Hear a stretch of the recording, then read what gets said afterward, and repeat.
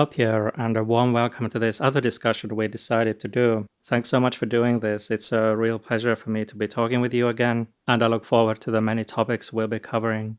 Hi, Simo. Nice to meet you again. Before we get started with our discussion, I wanted to mention a couple of important things. First, all the music you hear in these two episodes is by Pierre. He composed and performed all of it, unless specified otherwise in the table of contents, in which you can also find the exact timings of all the pieces of music that appear in these episodes. All these pieces are from his albums, which you can buy on Bandcamp. Second, I wanted to mention, for the benefit of anyone for whom this may be their first acquaintance with Pierre's music, it's in his musical DNA to play many, many different instruments from many different cultures of many different types: acoustic, electronic, electric, computer music, all kinds. And this is how he has created his own musical vocabulary. And now to the discussion. You recently released an album called Sky Flowers, and I understand that's also an installation. Could you talk about that and what that whole experience was like? Sky Flowers is an art installation of mine where I built flowers which are hang in the sky, and they are made out of plastic bottles. It's part of my main exhibition, which is called Flowers of Change. And it was the first time that I did this kind of flowers, and I made hundreds of them. They are installed at 4 meters high in a big avenue in a place which is called Roppenheim, the Style Outlets. So it's a village dedicated to brands where 2 million people come every year. So it was the first time for me where I installed a piece of art in such a place, which is much more a consumerism place than a place for art. And I was invited there to do this installation. At first, I was wondering if it was a good idea for me to go in this kind of place, because I'm not always comfortable with extreme consumerism. And then I thought that maybe it was a good place to see how people not used to art react to my installation. And I must say I was very happy with the result. We talked a little bit about this just between ourselves first, and you described how it was presented in a really interesting way, that you could look up at the flowers while listening to the music.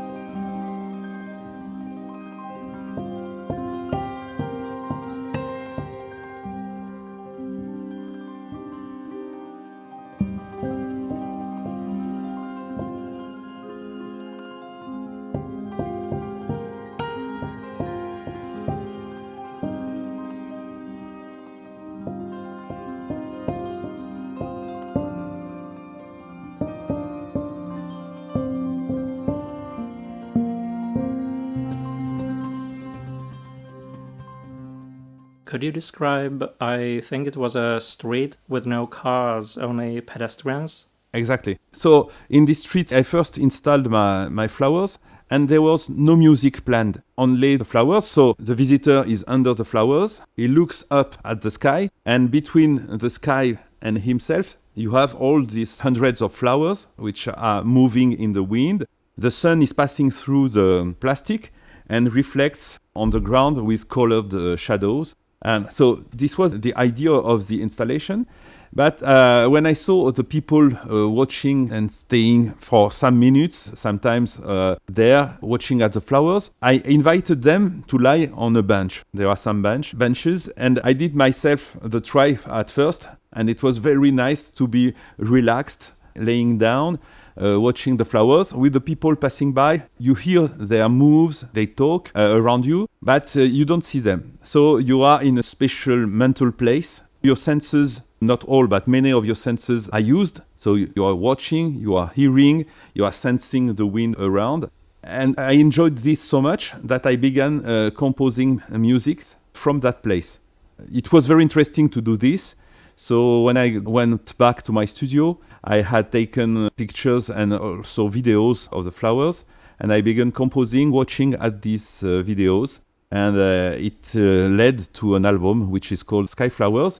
And this album, ideally, is to be listened to under the Flowers of Change. So I asked the people at the style outlet if they were okay that we install mattresses in the street where people could lie down and listen to the music and watch the flowers. They was very enthusiastic about this idea. So people go on the installation, you have a QR code, they flash the code, and they can listen to the music on their phones.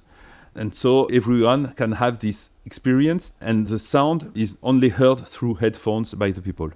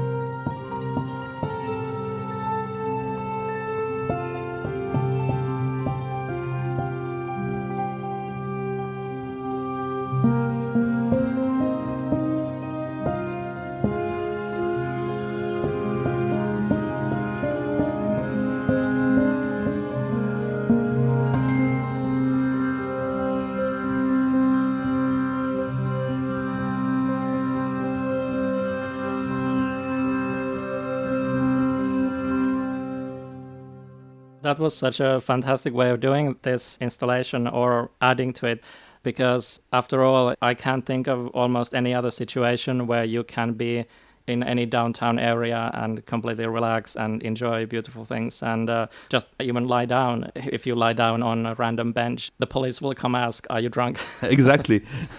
And especially in this place, it was very unusual to have this kind of situation, because usually people, they want to buy something in a special shop, so they have a brand in mind or something to buy, and they go to this place and then they go back. And here I invite them to change their speed of walking, so they even get immobile still. And also when I was there, I was talking to people, and I was very surprised to see how strongly they reacted to this installation.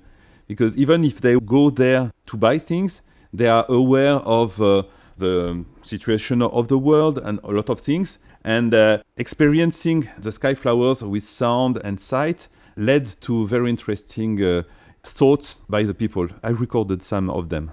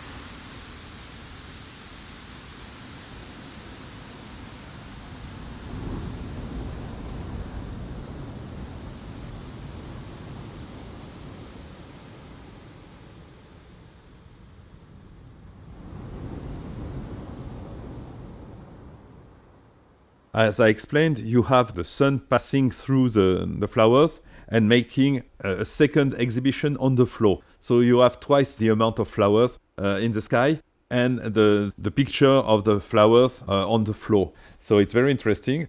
And this led me to make new flowers, which are called water flowers. And you have the flowers which are sometimes on the water, or sometimes they have a stick and they are above the water.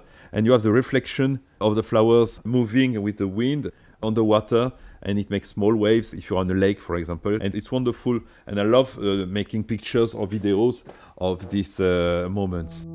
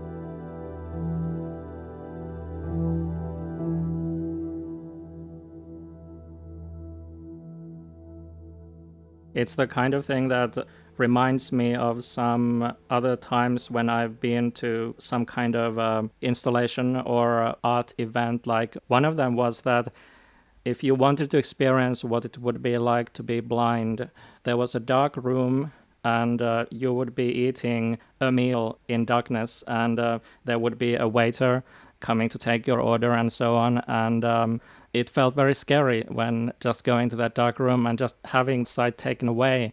But afterwards, there was this feeling of gratitude just for sight.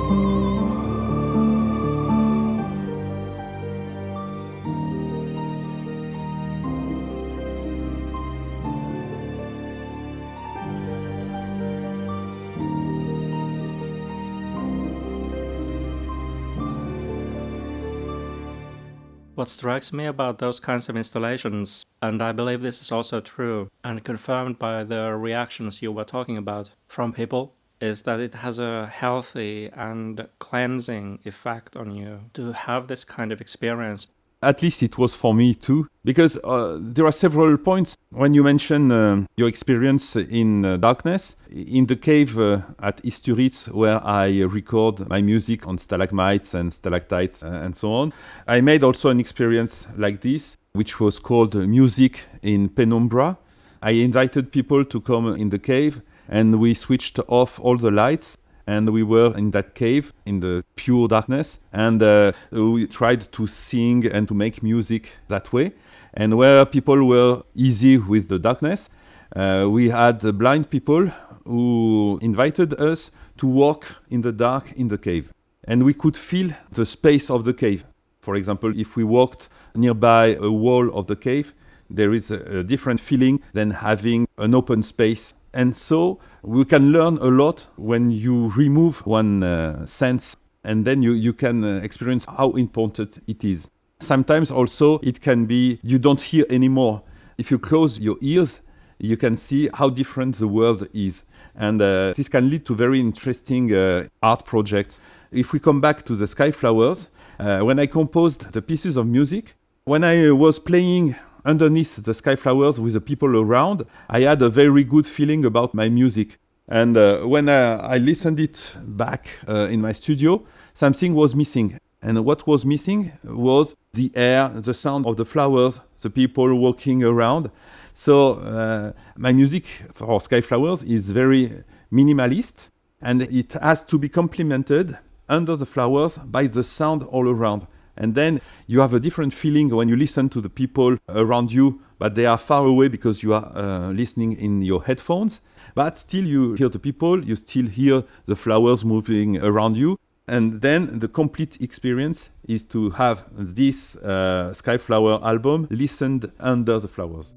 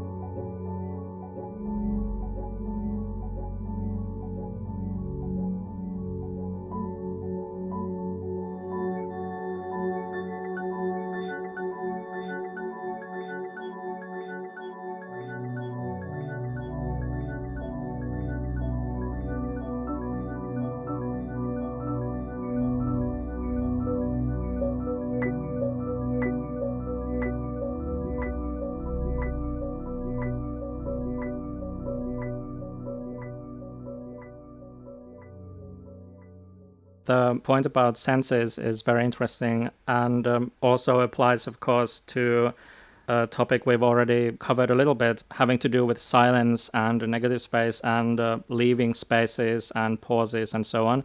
It's very interesting to me because, numerous reasons, but its use in music, for example, is so important to me. I think we've all experienced music following this horrible concept of wall of sound, which meant making it as loud and saturated as possible. Or, that's at least how I experience it.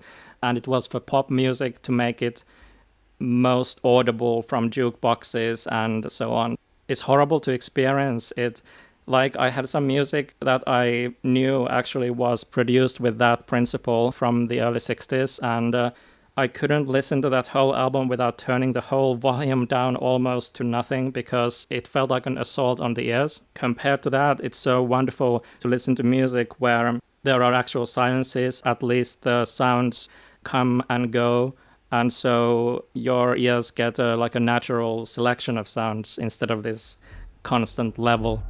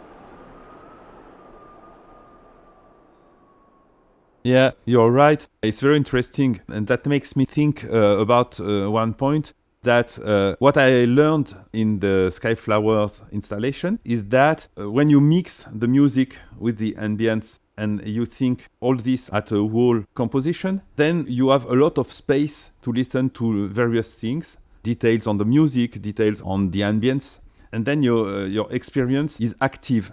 You are an active listener and you are not a passive listener. When you have a wall of sound, as you say, you are forced to listen in a certain way, and you are forced to listen to what people want you to listen to. And when you have more freedom, there is more dynamic in the sound. The composition leaves places for your own interpretation as a listener. Then it becomes very more interesting.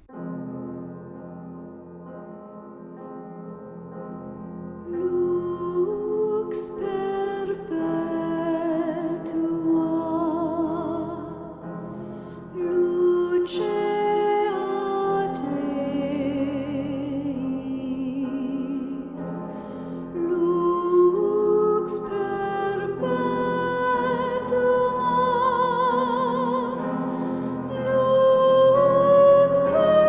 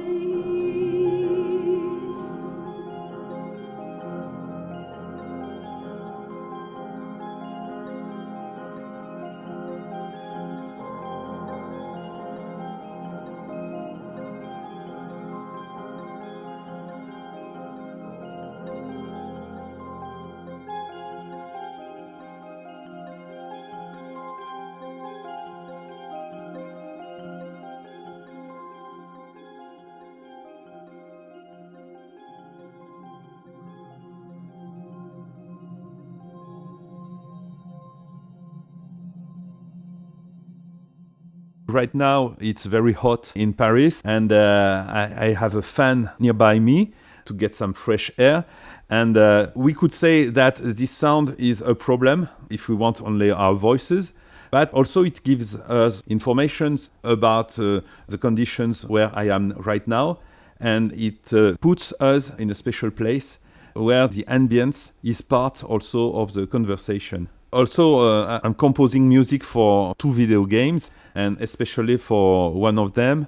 It happens in I cannot say a lot about this, but it happens in a big city which has been destroyed, like in The Last of Us, for example.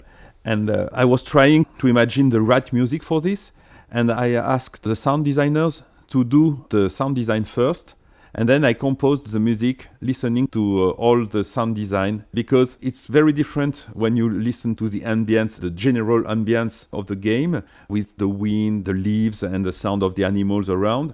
And then you compose the music for this, and you leave much more space in your composition, because around you, you have all this nature. And when you compose, you react to what you are listening to, and then your compositions fit much better the ambience of the game than if you would have done the music by itself without listening to all these ambiences and sound design.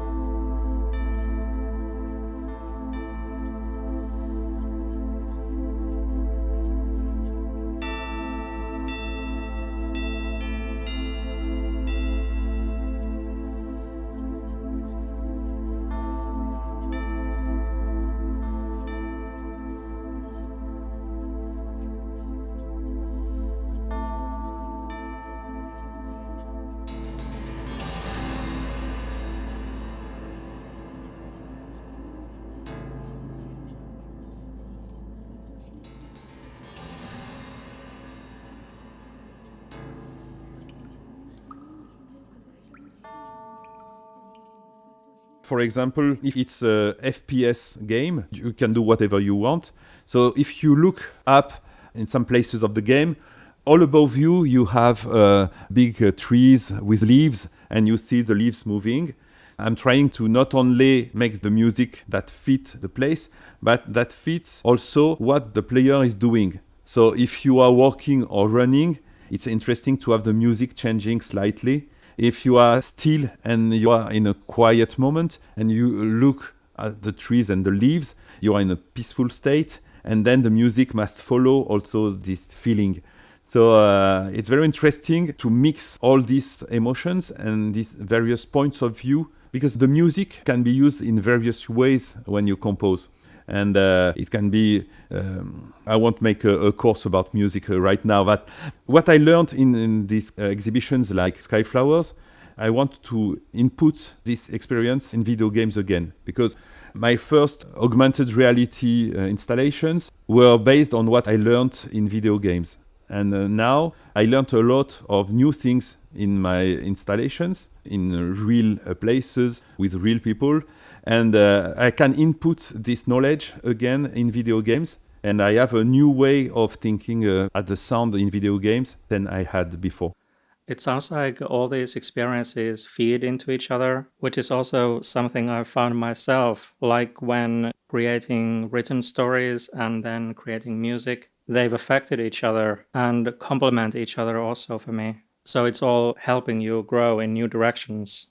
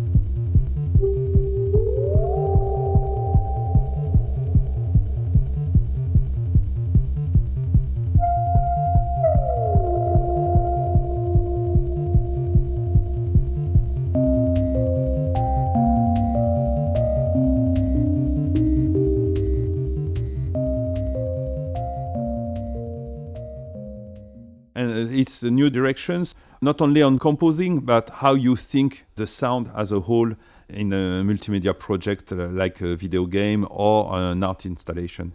There is also one point which is interesting in the Skyflower experience is to be outside, because very often you listen to music in theaters, in concert halls and so on. Sometimes you have live events outside in big festivals, for example. But when you are in a special place, unusual to listen music to, it's also part of the experience.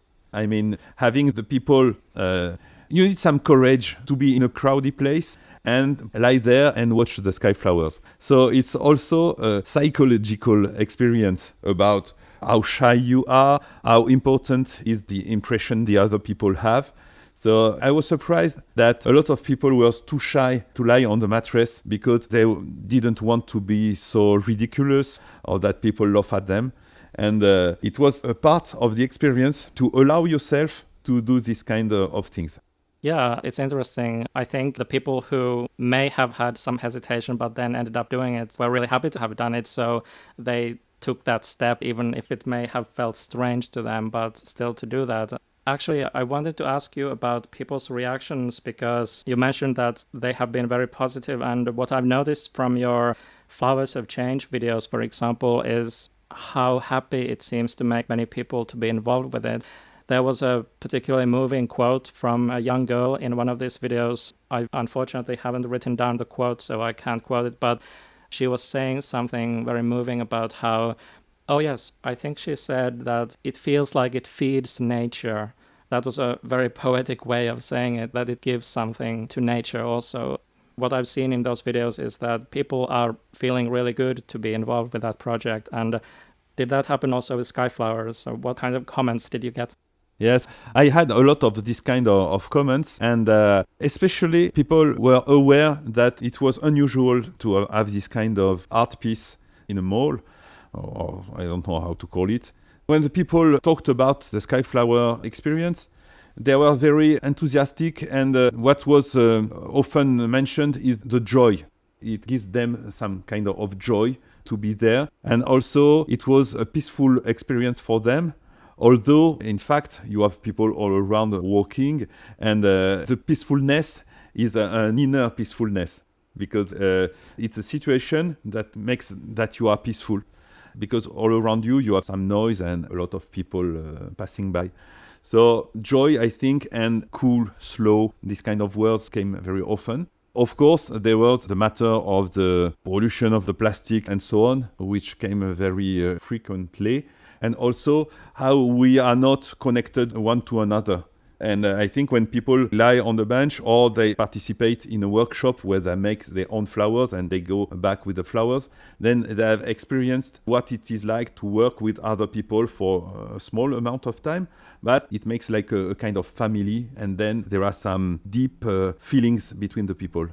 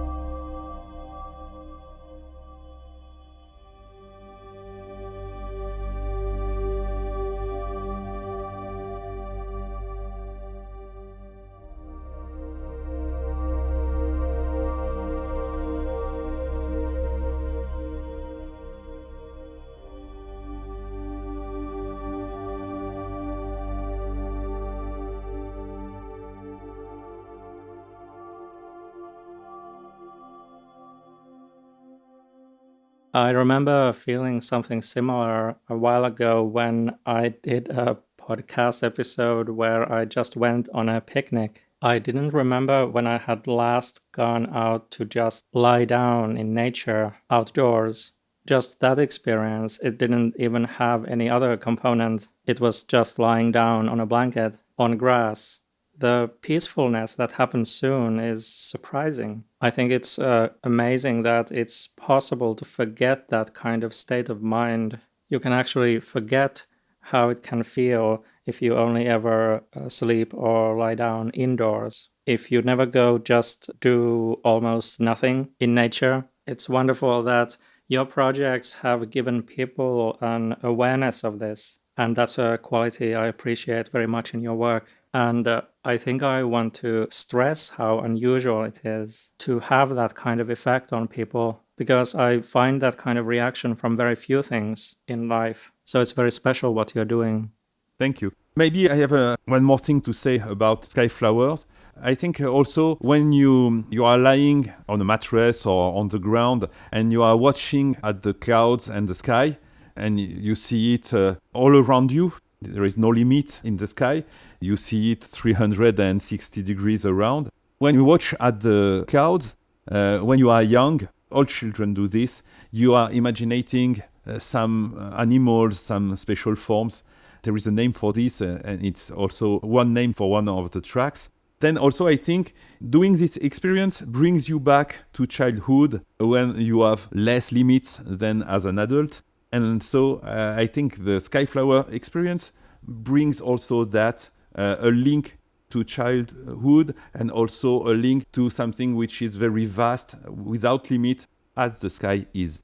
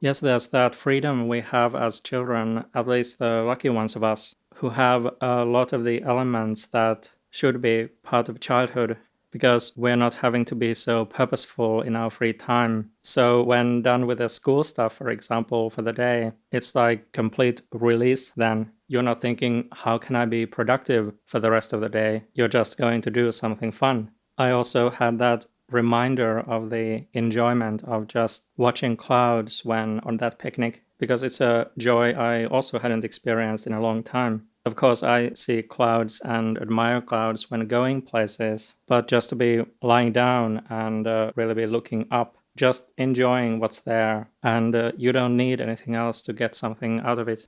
Yeah, and I think Sky Flowers brings that. And also, when you talk, it reminds me something that far away you have the clouds, which are moving very slow.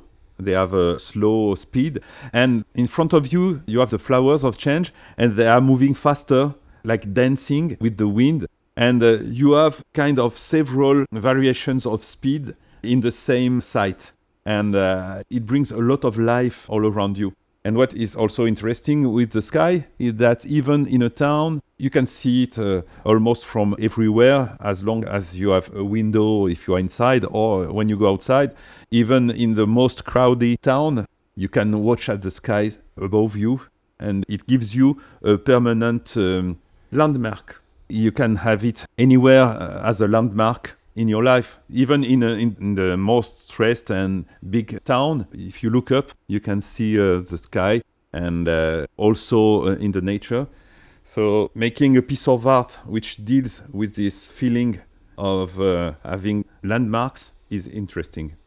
Yes, I completely agree about that. And for me, I've discovered that these kinds of landmarks or continuous things in our lives that are always accessible, more or less, unless you are imprisoned somewhere underground, which most of us are lucky not to be. Okay, I shouldn't use that. This went too dark. I'll start again. Why not?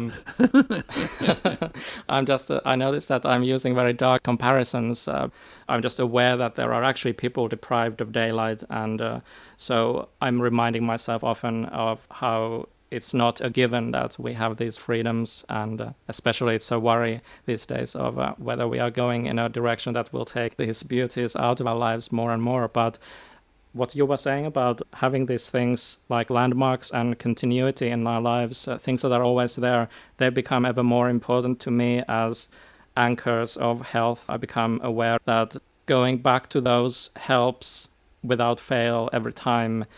It's not possible to have some of the dumbest feelings and ideas that we have indoors. It's not possible to have them by a lake or outside or in beautiful sunshine or beautiful rain, for that matter. Yeah, it's very interesting. And maybe it's the reason why people feel joy with flowers of change. Maybe it's not only the flowers, or maybe not even the flowers at all.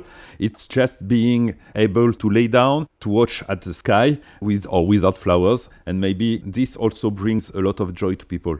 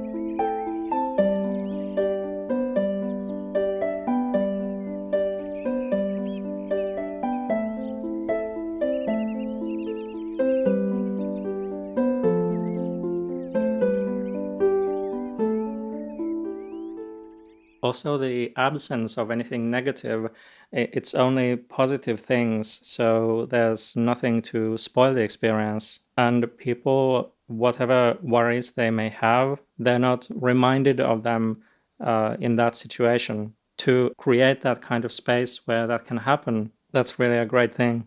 Yeah, and maybe it's not about negative or positive, it's maybe about being here and now and present in the moment that you experience when you are watching the sky flowers.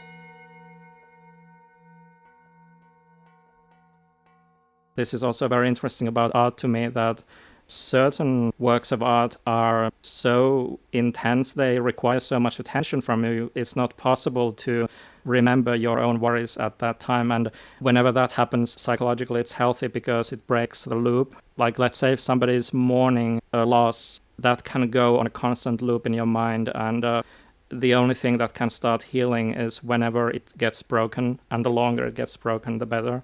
I've had this kind of experience with something like David Lynch's work, the third season of Twin Peaks. I was going through tough times when watching that, and I could not think of my own worries when watching those episodes. It wasn't possible because it was so occupying my senses, and David Lynch is like a magician. You can't be thinking, what should I buy today from the store or whatever. Yeah.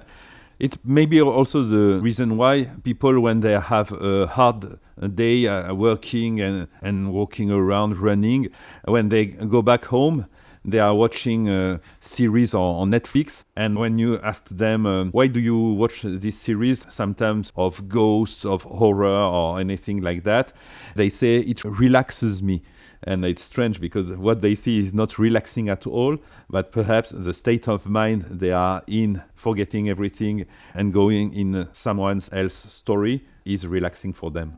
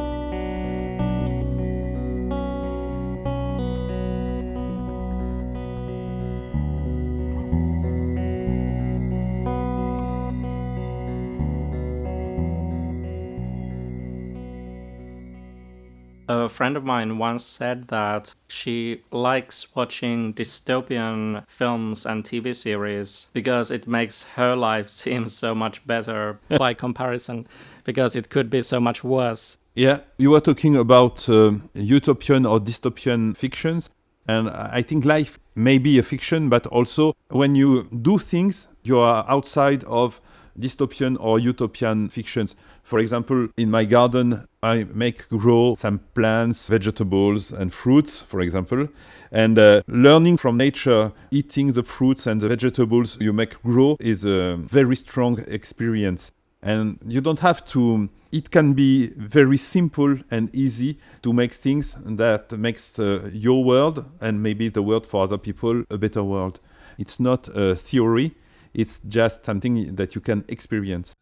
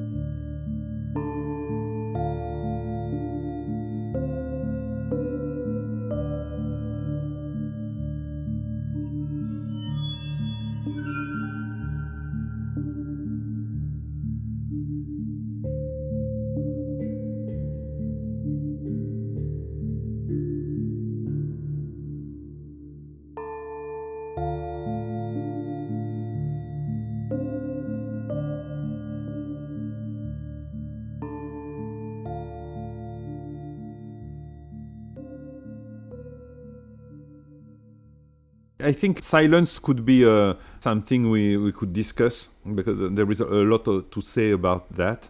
And first of all, define what silence is, because there are several ways of understanding silence. You have the more physical one, which almost never happens. You have the psychological one, which is always a subjective silence, and which is, I think, the only one that occurs in our lives. Yes, of course. I know that you're aware of this John Cage anecdote where he went to an anechoic chamber where there's no sound getting in, but he was still hearing two sounds. And so even in supposed complete silence, he was hearing, I think, just the flowing of his blood. And then the higher sound was his nervous system in operation. That's how he described it. So no complete silence there either. I had the same experience, and there is a movie about that. When I worked at IRCAM in Paris, they have an anechoic chamber, and I went there to record several of my instruments, and I was struck by all the sounds I could hear coming from myself. It's when you move your head, you listen your bones, you listen your blood, and there is in fact a lot of noise, and you are making that noise yourself.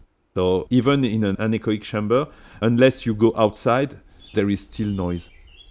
I'm also hearing some birdsong now. Yes, I have a lot of birds right now because all around the houses are destroyed to make buildings, and I am one of the last inhabitants here, and all the birds are coming to my garden and all the other animals too. So I have a lot of animals in my garden right now.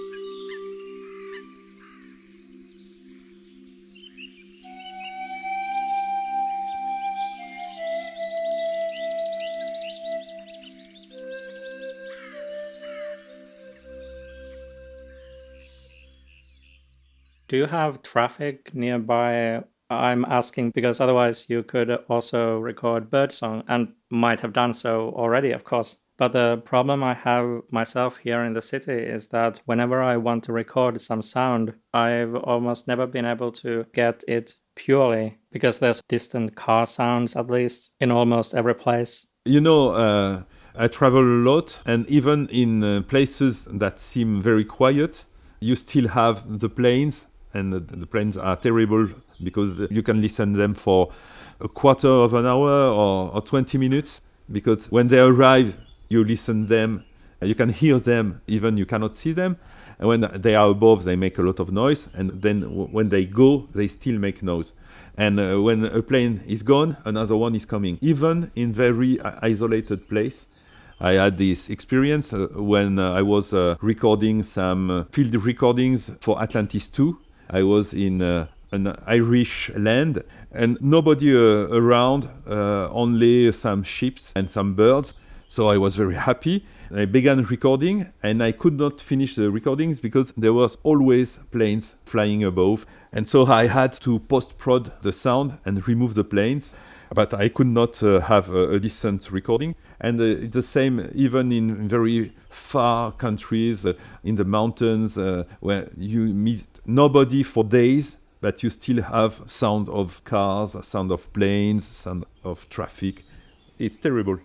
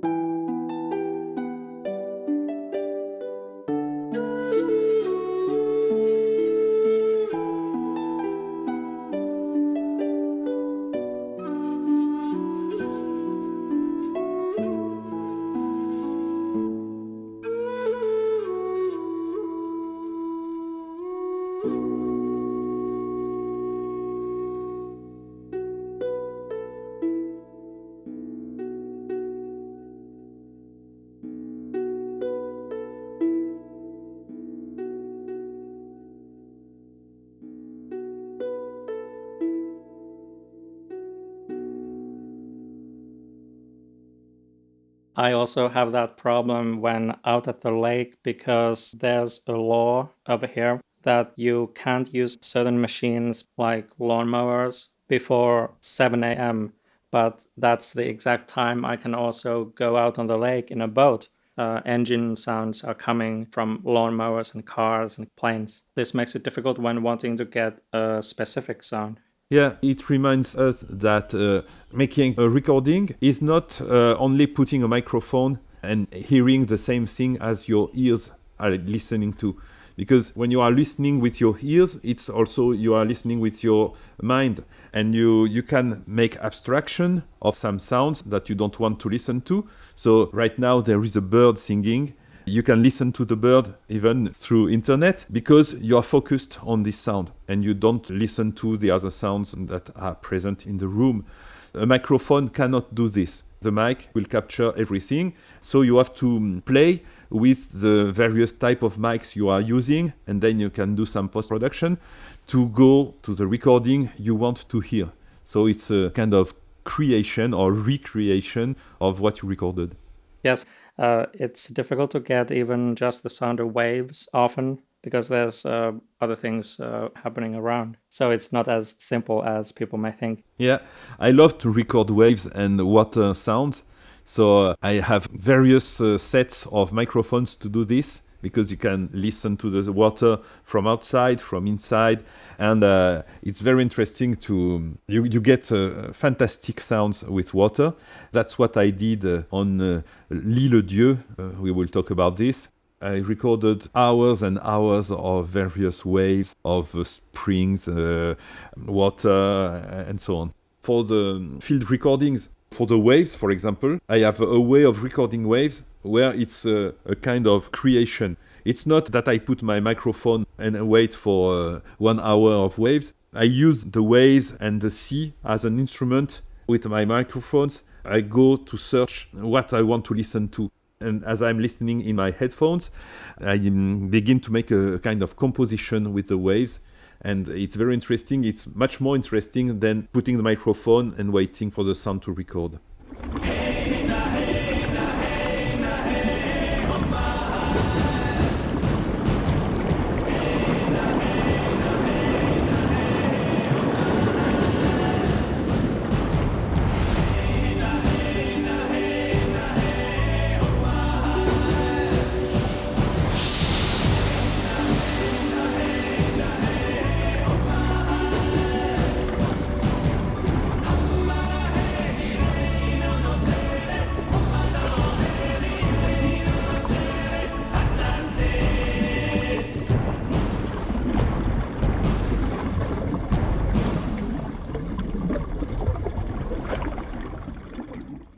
You were talking about learning from nature, and this also gives me a perfect way to move on to the topic of biomimicry also, which is a fascinating topic also for me.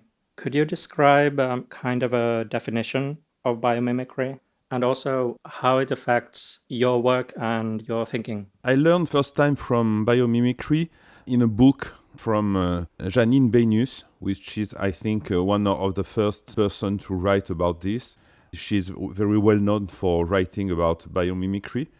And biomimicry is learning from nature in the forms, in the materials, and in the ecosystems. This is a small definition, but I think it works very well. How has it affected your own thinking and creativity? For example, when I'm composing, if I'm composing for a concert or if I am composing for a video game or a movie, it's not the same subject. There are interactions. For example, in a video game, there are interactions between my music, the sound design, the gameplay, the style even of the characters, and all this affects the music in return. The music also affects what you feel when playing in the game. So this is a kind of natural interaction of an ecosystem. You used the term systemic during our first discussion and mentioned that almost everything you do these days is systemic, more or less. Could you explain what you mean by that? Yes, systemic means thinking things as a system. If we come back to biomimicry, in a forest, for example, you have interactions between the trees, between the mushrooms, between the animals, and the leaves of the trees will become the future humus, the ground where the plants will grow, and so on. So systemic means thinking about things as a system, as a whole.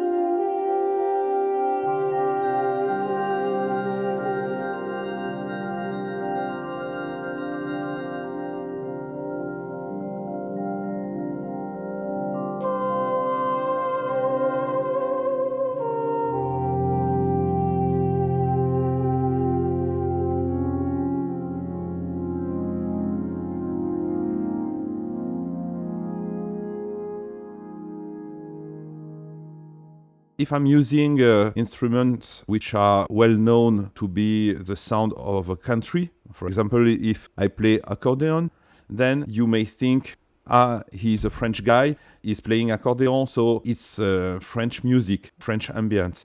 And so to evoke an ambience of Paris, a lot of composers use this instrument. But this instrument is used everywhere on the planet. I'm making something about Madagascar, and it's a very important instrument there. But if you ask people about accordion, they think Paris. So only playing accordion leads to evocate this Parisian ambience. This is an example, a small example of how biomimicry can interact with music.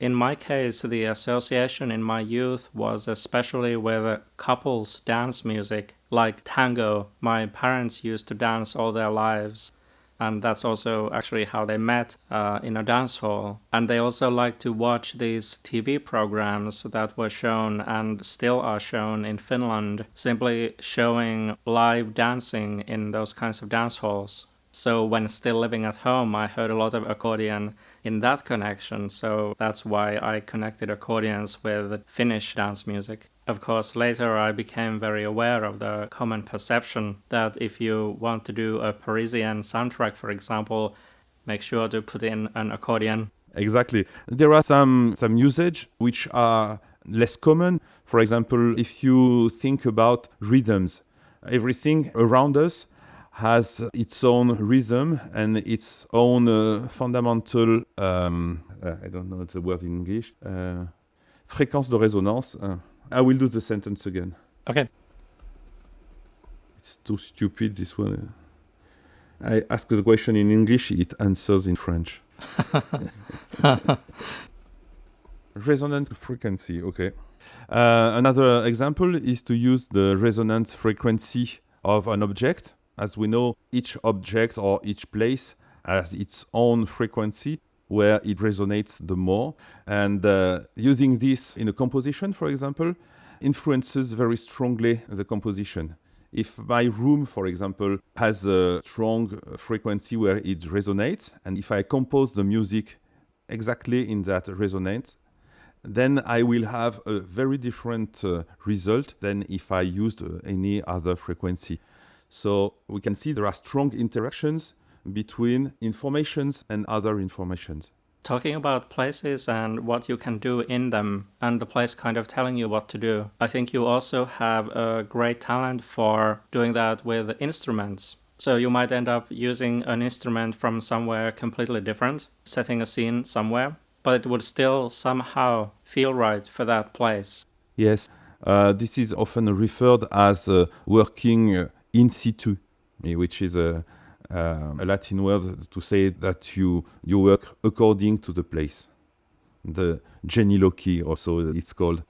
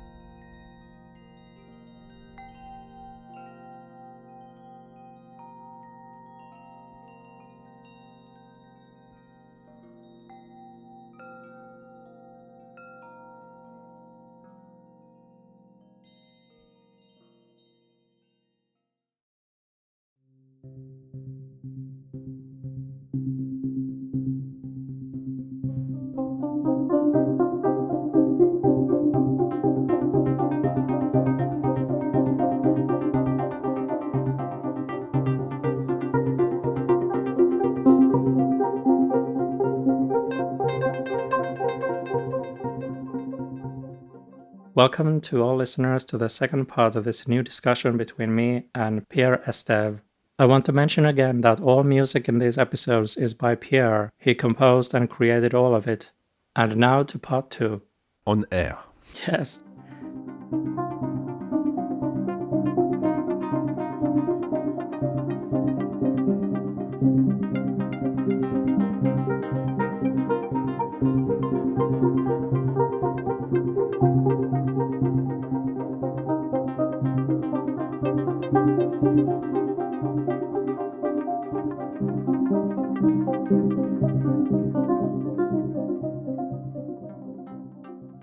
Continuing with our discussion about locations and their effects on creativity and creative choices, have you found this to happen often in your own life? Have you noticed that where you are has real effects on what you can create in that situation? What kinds of music and what kinds of ideas come to you? Yes, it's real that where you are inspires you some things, but it's not only about thinking or about psychology, it's also very physical. I have an anecdote about this. I was working 2 years ago for the soundtrack of a movie about the megaliths of Karnak, which are in Brittany. An experience about shapes. There was someone drawing shapes on the sand, and people who have a strong feeling about things. How do you say? Un sourcier. And Pythagore, he worked a lot on these special shapes that you can build based on mathematics. And when you are in such spaces, it can be either a building or just being in the shape which is drawn on the sand, for example. Then these shapes have special properties. And for a lot of people, it explains why when you are in a place which is built according special proportions, then you feel something different than if it's not this kind of shape.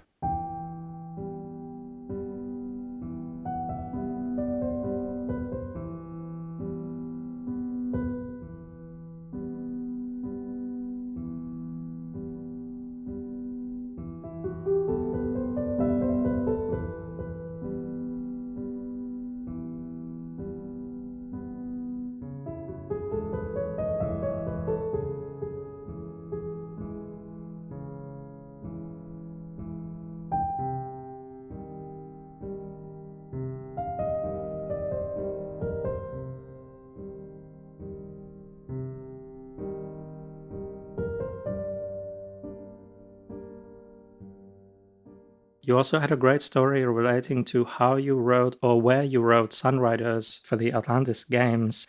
Could you tell that story? I thought it was very interesting and relates so well to this topic. Yes, at that time I was living in a high place where you could see the horizon, and the feeling that it gave to me inspired me for composing Sunriders. And I think it's not only about psychology, it's also a physical thing.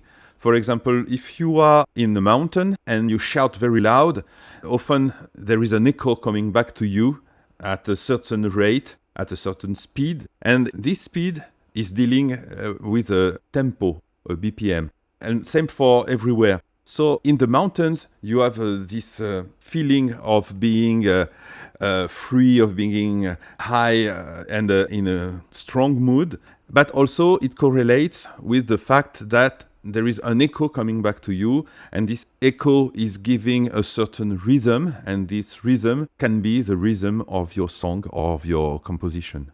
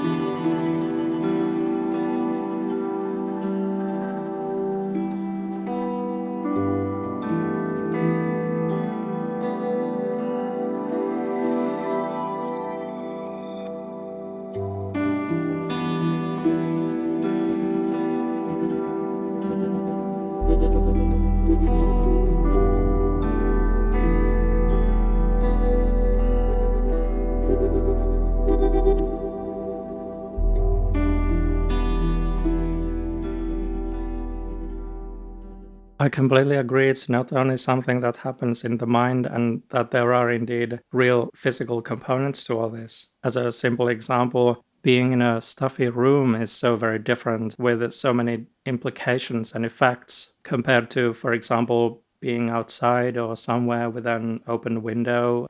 Fresh air just allows us to function better in every way.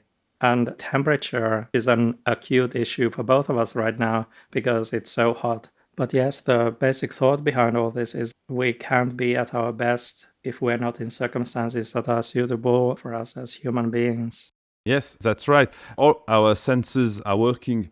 Often, if we are doing music, we think about what we hear around us, but also what we see, what we feel, which is the temperature, which is the humidity. All this affects ourselves and then affects the feeling, the mood where we are, and what we are able to compose. And also, I think this is maybe why a lot of people like to play music or to write outside, more oxygen, and then maybe you get better ideas when you are outside than you are inside.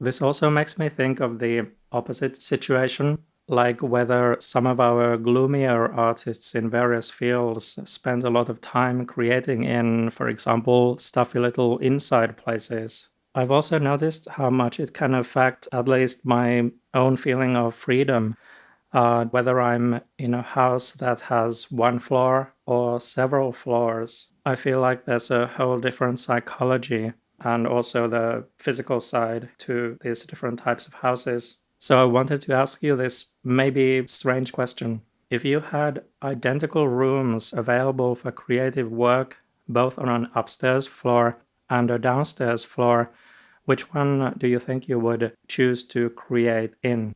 I don't know because I almost always lived in houses with only one floor. But I happened to live in Paris in a very high building, which was 30 floors. And I used to live in the 20th floor. And it was a very good experience because at that time I built my studio on two sides. And I could see very far away when I was living there. I could see the sun rising, and also when there were storms, it was very epic to live there. And it was the time, I don't know if it has an importance, where I composed the music for Atlantis 1 and Atlantis 2, and also Black Moon Chronicles. And I think that where I lived at the time influenced me in some ways to compose this kind of music.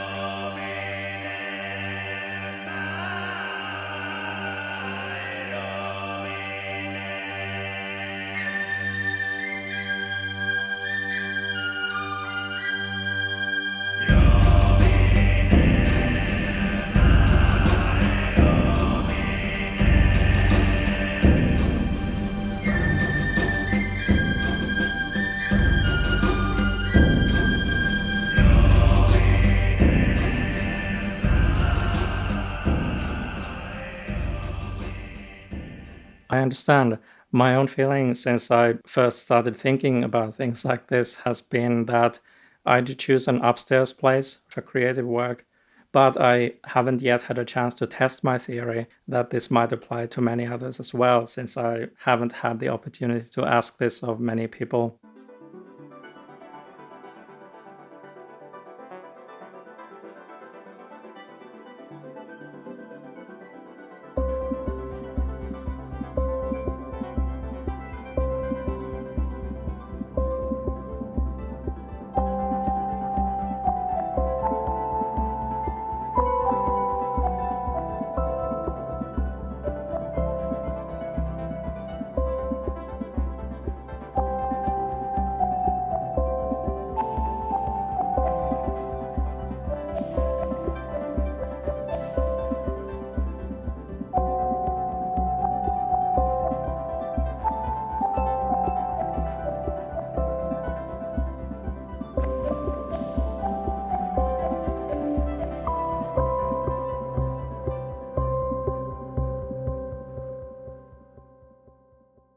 We were talking earlier about, I was referring to gloomy artists living in maybe cramped spaces and maybe creating gloomy work, at least partly because of that. You've had very different experiences taking place outside and in beautiful environments and circumstances, and had a very interesting set of experiences being part of this project on an island off the western coast of France. I wanted to ask about all this. You were all outside, very much in contact with nature, creating games. Yes, I was invited on this island, which is called l'Île Dieu. It's a very small island. And I worked with the population for almost 6 months. It was not consecutive months. The more I stayed was 1 month.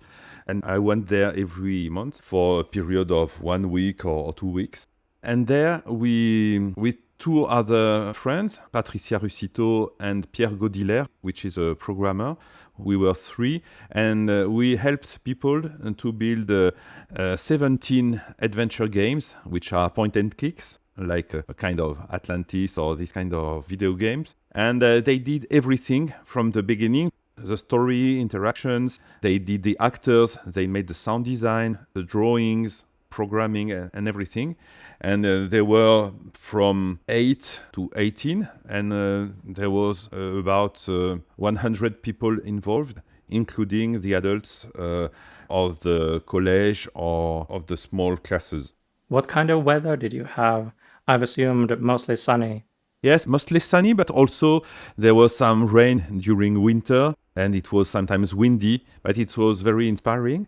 And we went a lot with the people outside to take pictures, because the rules that we invented was that every game should be placed on the island and at any period of time, and everything was possible, but it had to take place on the island. So we went often outside to take pictures of the buildings or of the forest or of the seashore, and then use this in the game.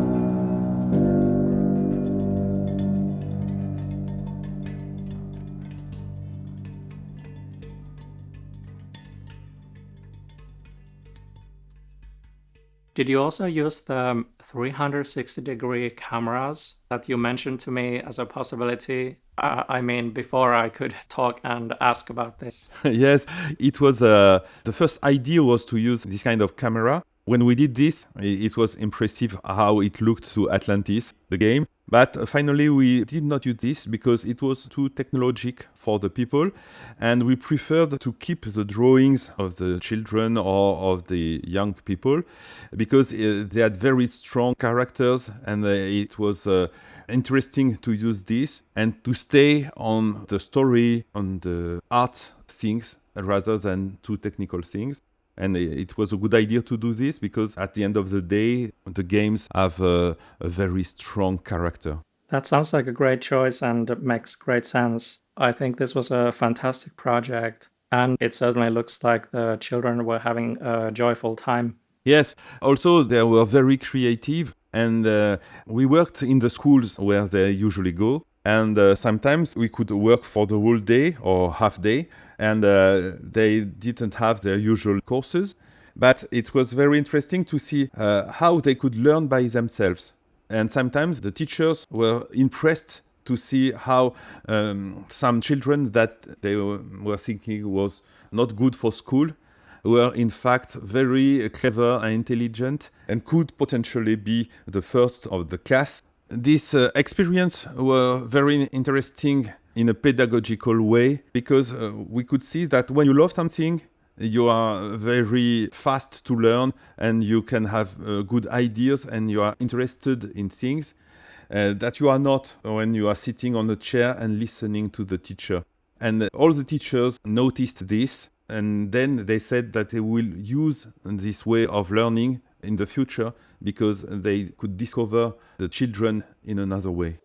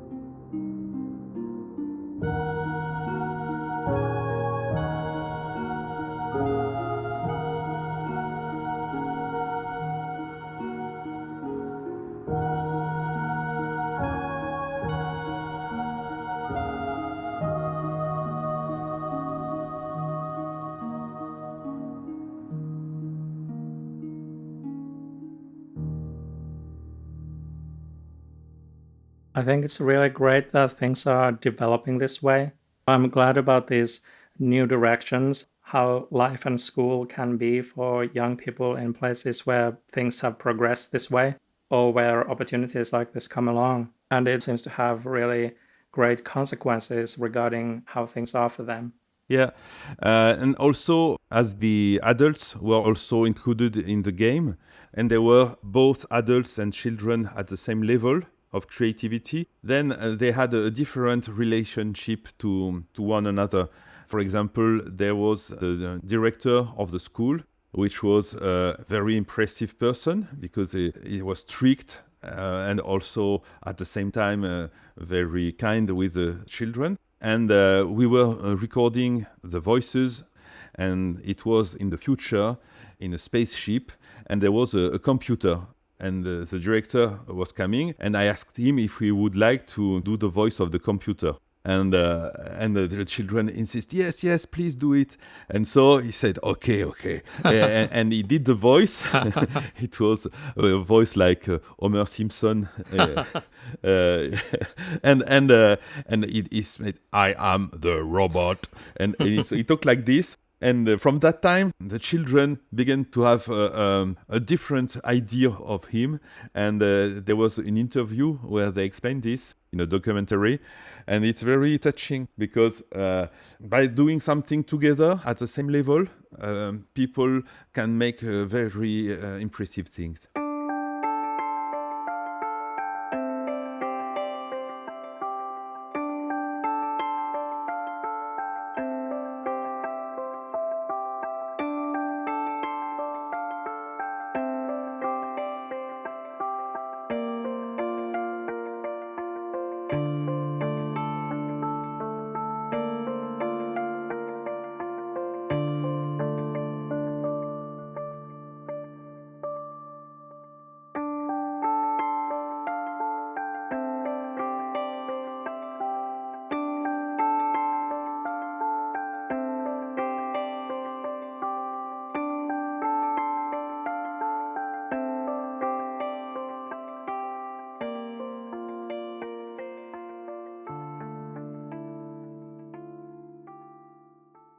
Yes, that's a huge and important concept that I hope many people will take note of and catch on to in all kinds of ways and contexts.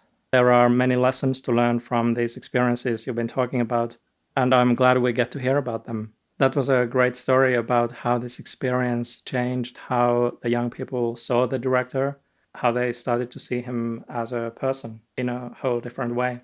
Yes, but it was true for every one of us. We were not the people who know how to make a game. We learned a lot from them about what is a game, what is a strong story, how do you create interesting interactions in your game. And there were a lot of great ideas that came from the children and even the teachers. So everyone learned from the other one. And this was a very strong experience, I think, for all of us. I imagine that there must have been many ideas and topics that we wouldn't usually be seeing in commercial, expensive games in terms of what the stories were about. Did you find that to be the case? Yes, we had no limits in what could be involved in the game. So, according to the imagination of the people, you could go from the dinosaurs to space to Second World War. It was very funny how they could express themselves.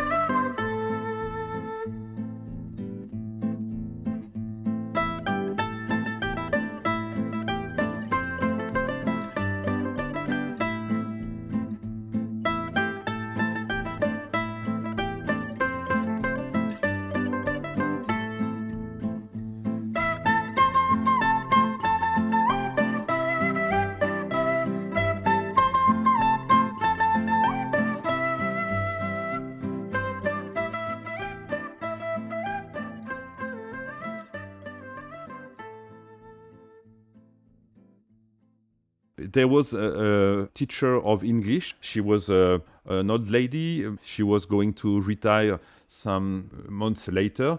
And she told us, I cannot be involved in this experience because I know nothing about games. I don't even know how to use my phone. And so I don't know what I can do. But she came often to see what the children were doing. And once they did a lot of researches on Google to find information about a lot of topics.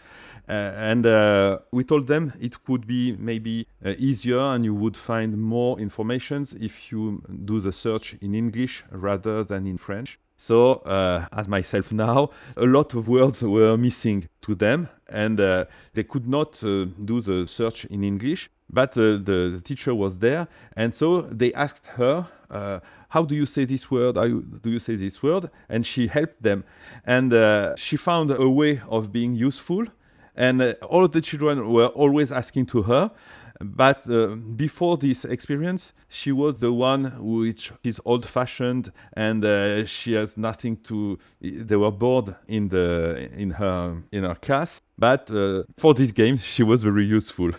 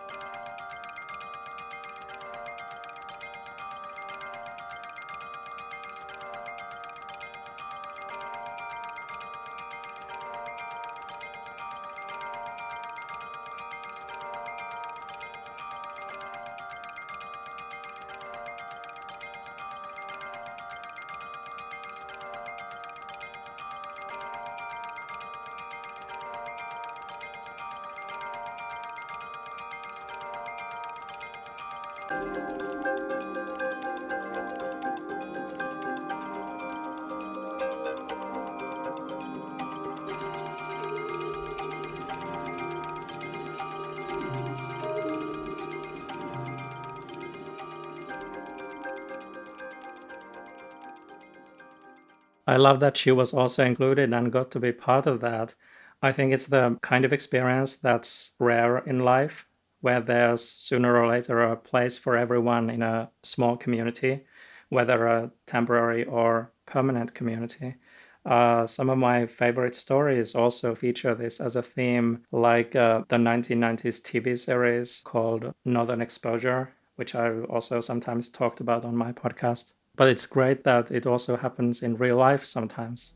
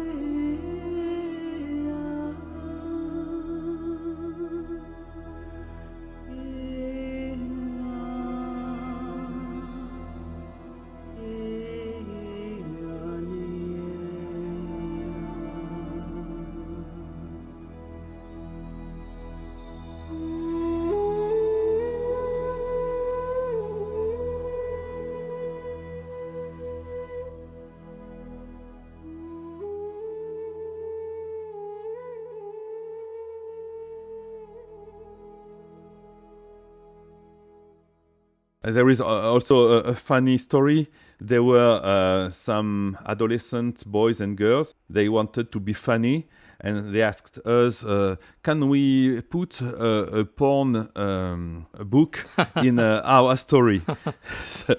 So Patricia said to them, okay, if it's good for the story, and if you use this book for a certain reason, then you can do it. So they were and so their story took place in the Second World War, and the captain of the Nazis, they wanted to make fun of this guy, so he had sweets. He hid sweets that he would eat when nobody sees him. He had also some toys. This Nazi had a plushie that you would hide, and a porn magazine. And you could take this porn magazine with you, and then you will give it to one guard who is missing his wife. Then he goes away and you can enter the place. So it was funny because they wanted to make a joke. They thought that we would say, no, it's not good to use porn. And in fact, there was no porn in this episode. It was just a book. And the only thing they had to ask themselves is, how would the cover of this porn book look like? And you have to know that we made this game in pixel art. So a book in a pixel art, you have only some pixels, you can see nothing. Yeah. But they made searches on internet, and it led them to know what is pornography, how pornography looked like at that time, and so on. And they learned a lot about this, and they have some lessons, education about sex. And this was a topic that was not easy for them because they were just laughing and they felt uncomfortable about this topic. But doing this in the game, and it was also, it had a usage in the game, it changed everything. So it was very funny to find this book and to use it in the game. But also, we were talking about this with the children, and there was the teacher of Spanish who was a very feminist lady. She heard the word porn, and she said, how do you dare doing this with the children? It's a shame, and so on. But she didn't know the context. And so the girls explained her why there was this book in the video game. And then she understood from this moment, they could speak about sexuality more easily because everyone was more relaxed and the adults could understand that the children may joke about sex, and so it made everyone see the pornography from a different point of view.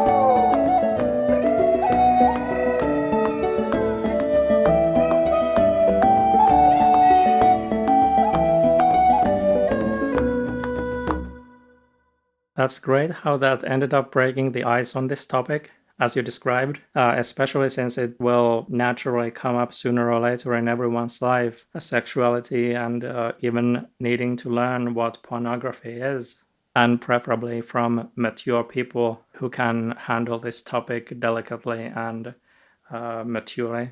I also wanted to comment that the puzzle they came up with, the one you just described, that's quite a good puzzle, really, because if you were in the Second World War and needed to distract a Nazi guard by giving him something, that item would likely work.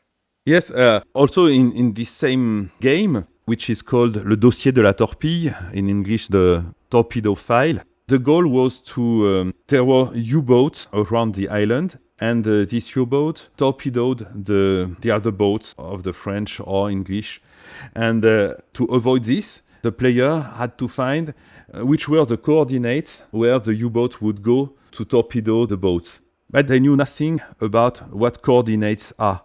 Longitude, latitude, they did not know about this. So they went to Google and they learned, and they asked also the teachers to help them on this topic because it's a mathematical topic. And then they used what they learned in Google to place the U-boat exactly at the right place in the game. So this is also another example on how when you are motivated to do something, you can do a lot of searches and learn a lot of things because you need them. It's not that someone forces you to learn something you don't need.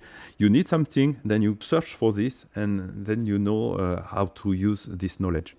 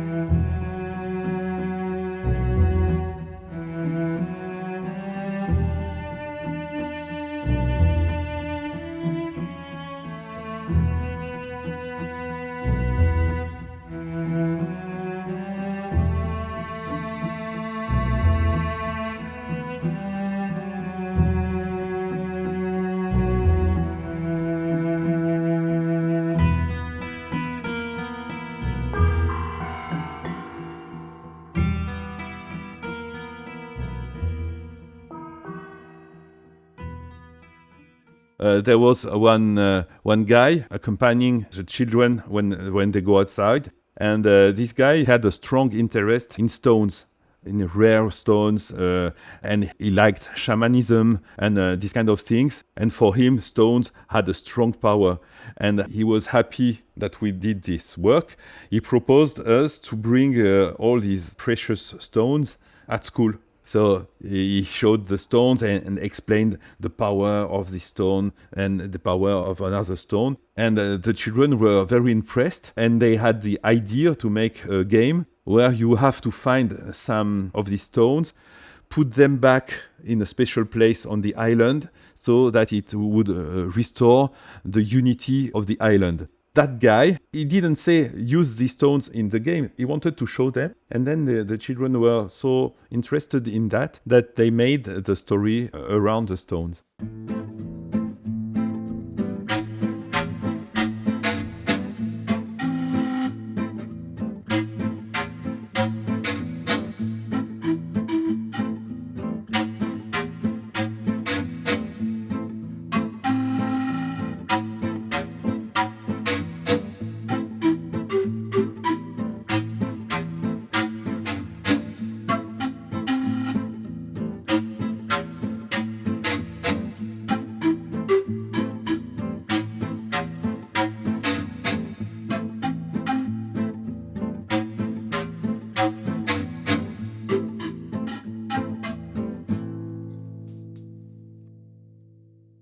All these things we've been talking about and how they came up with such a diversity of ideas is reminding me of the very early days of computer games, like the 1980s, because of how imaginative things could be then. There weren't yet many templates, so in this way it sounds similar, having so much freedom. And I think it will be interesting to see if some of the people involved will continue making games.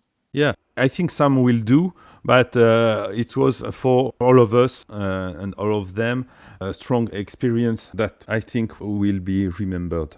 Do you think something like this may also happen in the future, or was this a one-off event? For us, it was one event, but after that experience, the National Education called us, and also some people involved in education wanted to do this again and asked us if they could do so. Of course, we said yes, and maybe we will help them explain how we did this, and if other people want to reproduce this, we will be happy that they use our experience. Were these games made for just the people involved, or are any of them available somewhere else also for others to play? Yes, when we finished the games, we gave them on USB keys to everyone, and recently we put them on a site on internet where they can be played online.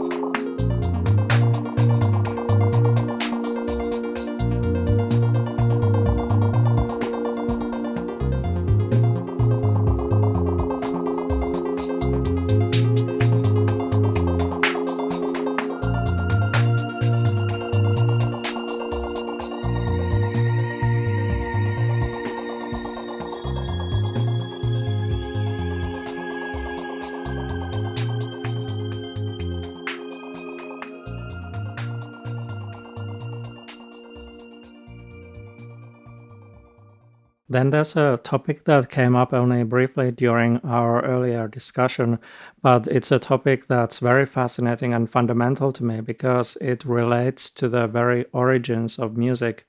And that topic is sound patrimony. Could you explain how you see that term and how does it relate to your musical thinking? Yes, I was working in the caves of Isturitz to record my album Stalactica, and in this cave there is a long history about sound. In this place, people discovered almost 30 flutes, prehistoric flutes made out of bone. Also, this cave has very big spaces with long reverberation. And all these things, and also, of course, you have stalagmites and stalactites, which can produce sound. And talking with a researcher, he told me that all that you can hear today was already there 10,000, 30 or 50,000 years ago. And this is the idea of sound patrimony. It is that there is a patrimony for buildings. You are talking about the patrimony for building. You are talking about the patrimony for literature. But also you have the patrimony of sound. And in this place, for example, in the caves, the shape of the caves hasn't changed since when people were living there. So you can learn a lot of things through sound. In the patrimony of sound, we can include the shapes of the building having a special resonance. We can include all the instruments that were found in the caves, because it was not only flutes, it was also conchs. We found a lot of small whistles. There are also rhombs, which is an instrument that you turn at the end of a string. And all this is directly linked to the history of the people and what sound they could produce, what sound they could hear. Because if you go in the cave, what you hear hasn't changed since ancient times. But as soon as you go outside, the sound is not the same anymore. The weather has changed. You have a lot of noises that were not present at that time. Even the birds are not the same, and nature has changed. So we lost what could have been living there sound-wise, but in the caves, all this is kept intact.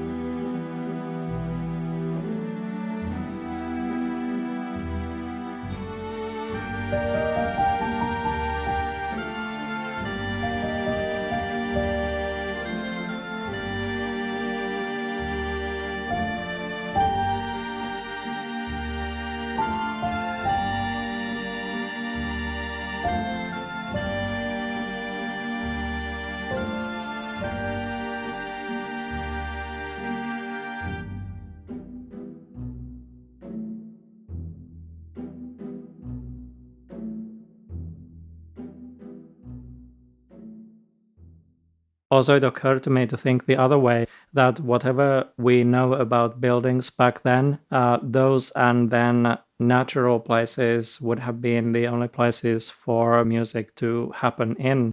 This may now sound a little stupid because I couldn't think of a better way to put it, but of course there were no opera houses or concert halls or anything like that. So all music took place in entirely natural settings or some early human-built structure, like a hut. The circumstances were very much connected to nature in all these cases.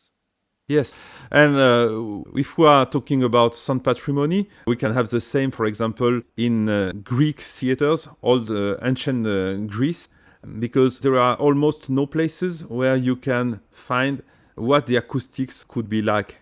Because part of the buildings are gone. We still have stones, but there were also wood involved and tissues and so on.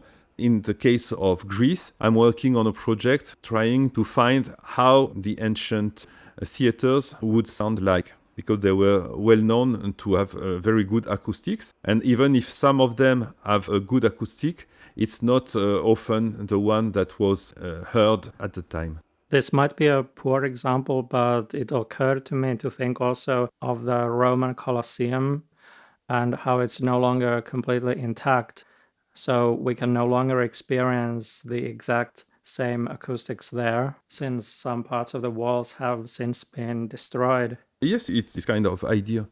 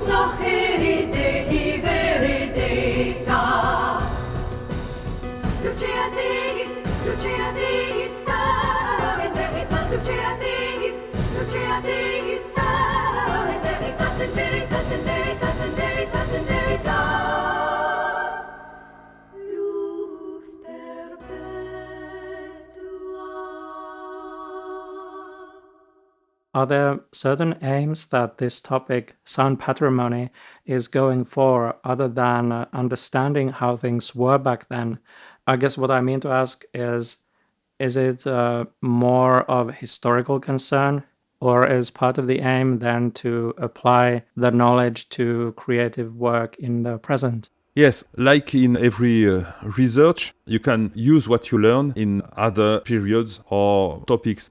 In the cave, we could learn that there is a strong link between where the drawings are made on the walls and the quality of the sound. Some researchers found out that in places where you have a strong resonance or a very low resonance, it's the places where people liked to draw on the walls. And this can be seen in various caves. So this idea, it was used at that time, but today we can still use this thing. And there is a link between that and what you said about places where you feel better or not. From sound patrimony, I learn a lot for my personal compositions, for example.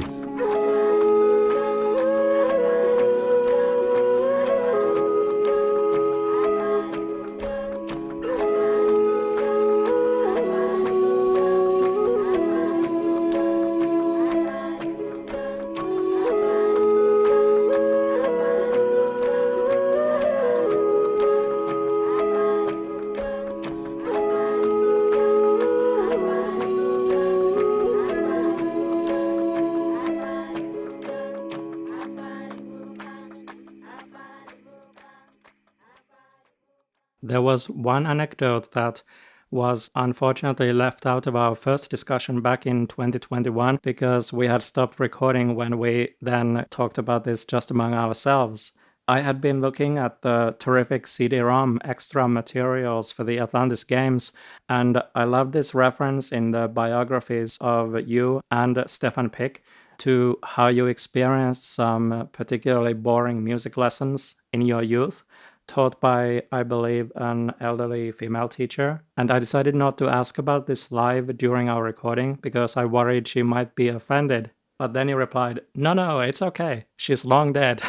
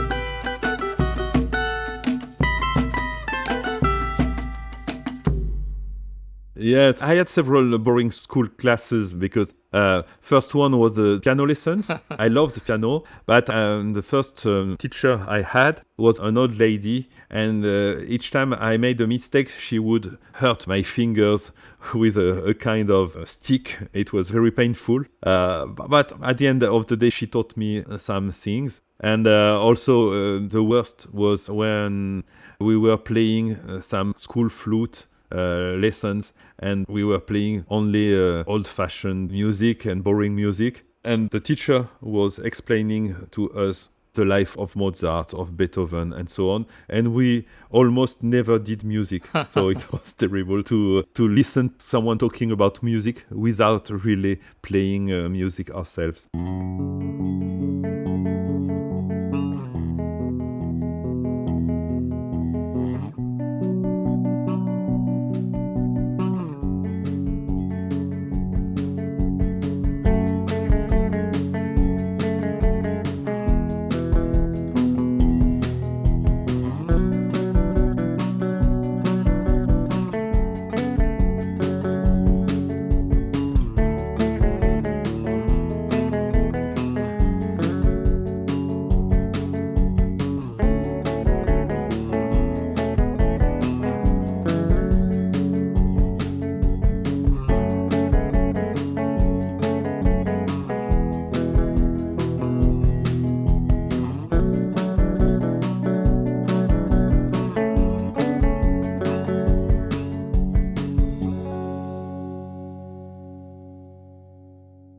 In those same CD-ROM extra materials, you were also talking about various other very interesting topics, and there was a particular term I wanted to ask about. But also in general, I was very interested to see these kinds of thoughts expressed in materials related to games.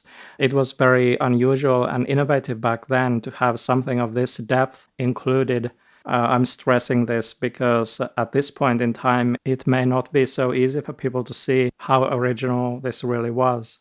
So I wanted to ask first, what inspired you to include these kinds of materials for the extras? And second, specifically about these terms you used, horizontal and vertical culture. This was mentioned in connection with both you and Stefan. Yes, by horizontal and vertical culture, we meant and we still mean that you can learn on a specific topic, for example, music. You can spend a life to learn about music and only music. And this is a fine way to go deeper in the subject. But the complementary side would be horizontal culture, which would be how I can learn from literature, from history, from science, to improve my composition and to be inspired by other things. So the more I learn in various topics on various subjects, the more it feeds me for my compositions and for my art practice.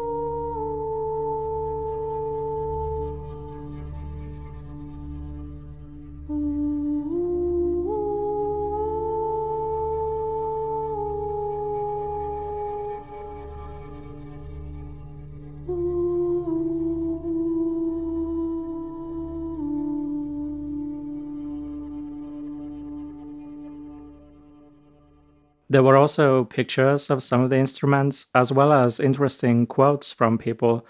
I'm not sure I had ever seen such extra materials in connection with the game, so I wanted to ask what was your and Stefan's inspiration for doing this? In fact, the music was composed and played by learning a lot of things out of music. For example, reading books of philosophers or learning from the old Atlantis and so on. And we wanted to share this with the listeners or the people who were playing the game because we thought that it could give some insights and some ways of researches for the people. And for example, I still do this. I have a notebook where I note everything that interests me. It can be a quote from someone or it can be technical knowledge. So I write everything down and I read then this some days or weeks later. And some topics start to emerge from this. And I end by learning a lot on these topics.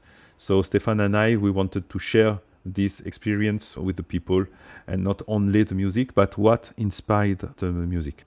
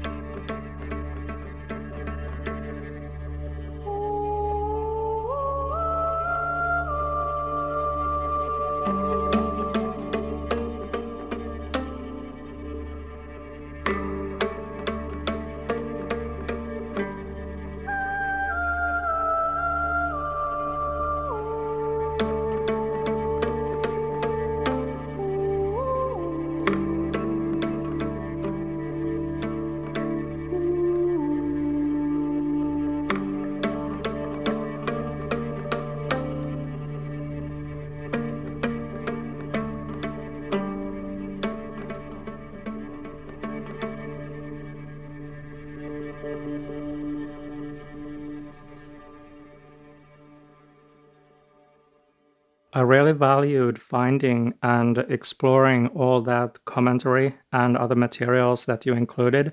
I also think that this kind of thing has helped deepen the way games are thought of. Fortunately, things are different now, but my sense in the 1990s was that there was still a struggle to have games taken seriously as a form of art and a medium for art. So I feel it was really worthwhile work you were doing, adding all these things. About the topic of vertical and horizontal culture, I've also found in my own life the benefits of going both ways.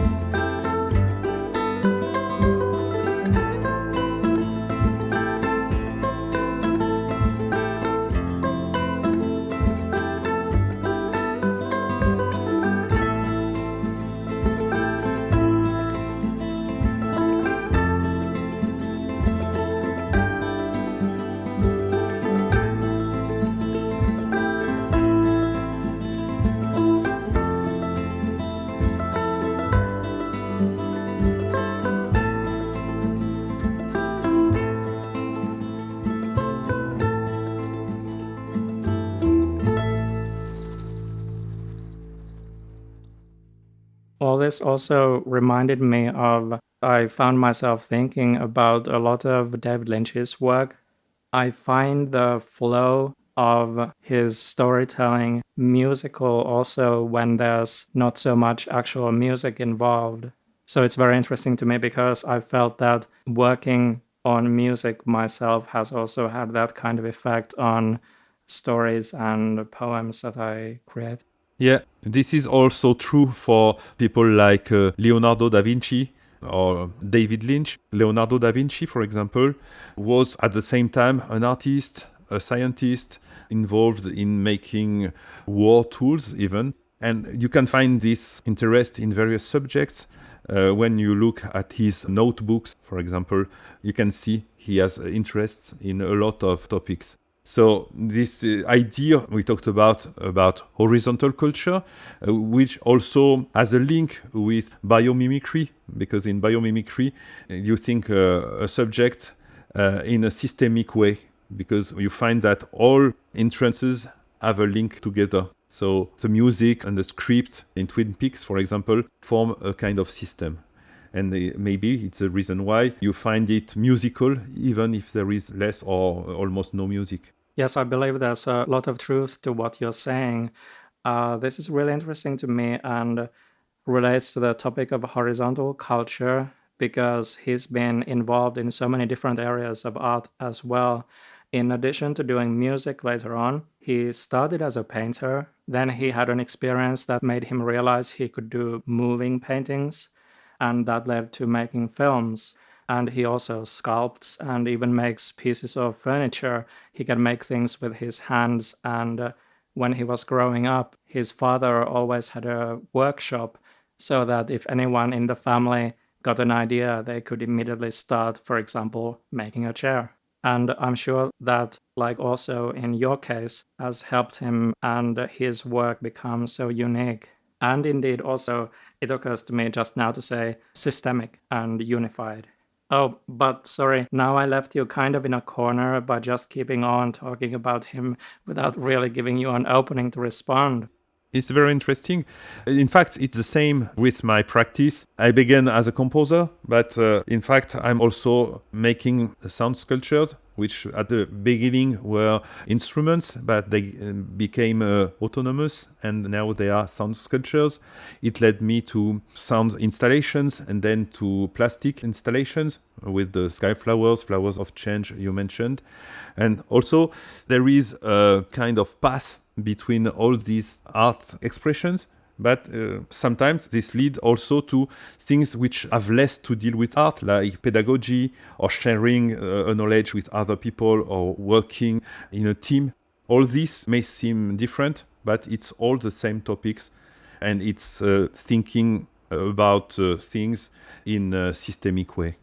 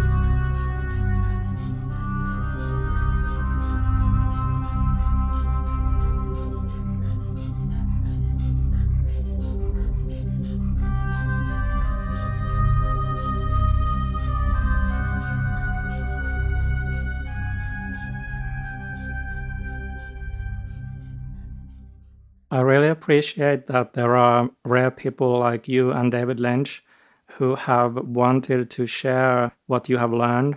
I felt that not many artists are like this. They either don't know how to do it or don't even want to do it, the sharing and passing on of information. And I think it's really valuable and special when someone has the gift and generosity of heart to communicate these things like you did, already starting with the CD-ROM extras in the 1990s, preserving also the thinking behind the work like you were talking about.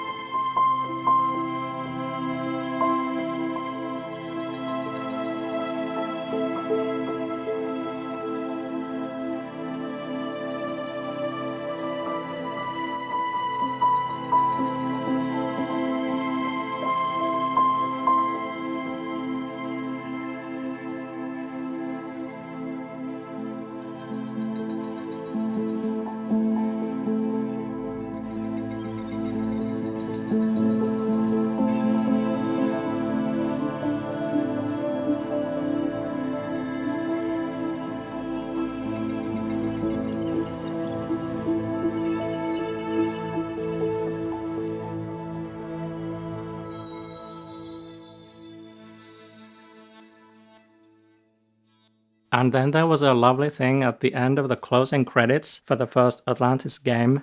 I still remember it and how it made me smile the many times I watched and listened to those ending credits. They listed how many working hours and how many pencils and so on it took to create the game, and even how many cups of coffee were drunk while making it. Yes. And the thing is that that was both amusing and instructive.